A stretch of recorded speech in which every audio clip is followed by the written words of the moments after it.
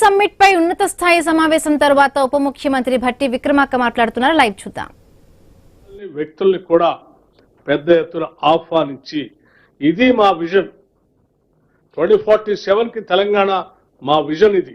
రేపటి నుంచే మేము తెలంగాణకి గత 2 సంవత్సరాలుగా వేసినటువంటి పునాదులతో పాటు ఈ 2047 విజన్ కోసం ఇంకా ఏం చేయబోతున్నాం, ఎలా చేయబోతున్నాం, ఏం చేయబోతున్నాం, ఇక్కడ ఇన్ఫ్రాస్ట్రక్చర్ ఏ రకంగా ఉండబోతా ఉంది, ఏ రకమైనటువంటి పాలసీస్ తీసుకొని వస్తున్నాం, రకరకాలైనటువంటి పాలసీస్, రకరకాల వేరియస్ డిపార్ట్మెంట్స్ సంబంధించిన పాలసీస్ అన్ని ఈ రాష్ట్ర జిఎస్డిపి పెరగటానికి, పెంచడానికి, $3 ట్రిలియన్ ఎకానమీని సాధించడానికి మేము చేసేటువంటి వ్యవస్థలన్నింటినీ కూడా ఆ రోజు విజన్ డాక్యుమెంట్ ని ఆవిష్కరింప చేయబోతా ఉన్నాం.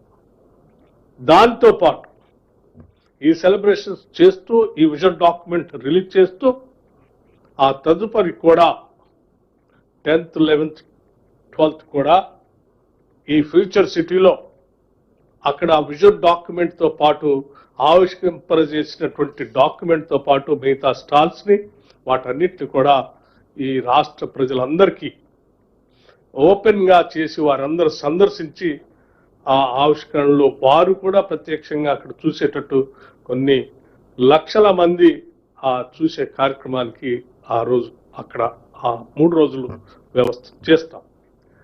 ఈ సెలబ్రేషన్స్ లో భాగంగానే ఈ తెలంగాణ రాష్ట్రం ప్రపంచాన్ని ఆకర్షించడానికి మరొక దిగ్గజంతో 13th, 12/2025 మనందరికీ తెలిసిందే, ప్రపంచం అంతా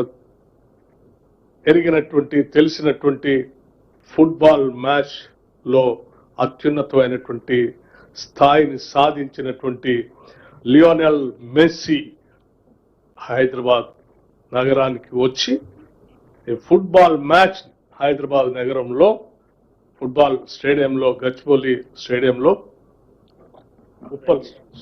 ఉప్పల్ స్టేడియంలో ఫ్రెండ్లీ మ్యాచ్ ని ఆ రోజు 13th నాడు హైదరాబాద్ నగరంలో ఉండబోతా ఉంది.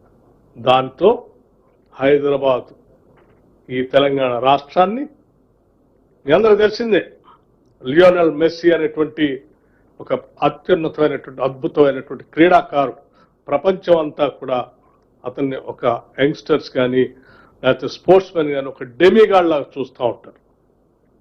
అటువంటి లియోనెల్ మెస్సీ తెలంగాణ రైజింగ్ 2047 సంబంధించి నిజంగా ఈ రాష్ట్రానికి వచ్చి ఈ రాష్ట్రంలో 13th నాడు ఒక మ్యాచ్ ఆడటం అనేది ఒక మంచి శుభ పరిణామంతో మేమందరం దాన్ని కండక్ట్ చేయడానికి సంతోషిస్తున్నాం చెప్పడానికి రాష్ట్ర ప్రభుత్వం తరఫున మీ ద్వారా ప్రజలకి, దేశానికి, ప్రపంచానికి కూడా తెలియజేస్తా ఉన్నాం.